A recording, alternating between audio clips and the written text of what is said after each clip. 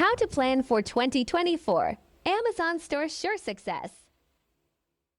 Typically, when people talk about what's going to happen on Amazon in 2024, they talk about features, they talk about um, changes to Amazon and their fees. That's a big one.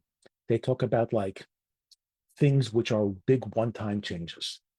But what I want to talk about is something a little bit more plain old business focused, which is looking at what you sell and trying to figure out what you did well with and trying to figure out how to do more of the same, trying to figure out what didn't work and how to avoid that thing happening.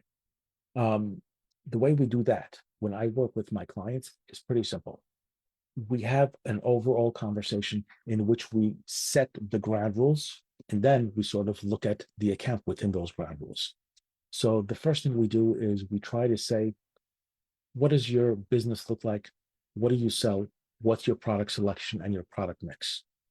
From there, we try to identify what are the main best products of this account. We call it sort of a bucket. We call it bucket number one, bucket two, three, and four. And bucket number one are your best sellers. We try to identify those. We try to decide if we still think it'll be a bestseller going into 2024 or into the next year, because you should be able to like watch this video a year from now and get the same value out of it. Um, Maybe I'll be smoking one of these at the same time next year, and it'll be a cigar that's a year older. But we want to look at the best sellers of the year that just passed. We want to say, do we think it still has the ability to remain a bestseller?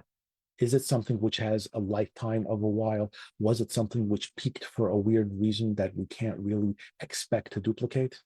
But whatever it is, we want to take that and identify it and say, can we lean into it? If we can lean into it, then it's time to dig in a little bit. It's time to say, okay, how much did we sell last year? What would be a good goal for growth? And we say we sold 100 units last year. A good growth goal might be 125 units, a 25% jump. And then we say, all right, if we do all of the same things, just a little bit more, can that get us 25% growth? If we make our campaign budgets a little bit higher, will that give it to us? If we expand a little bit here or a little bit there, will that give it to us? Or do we need to think outside the box?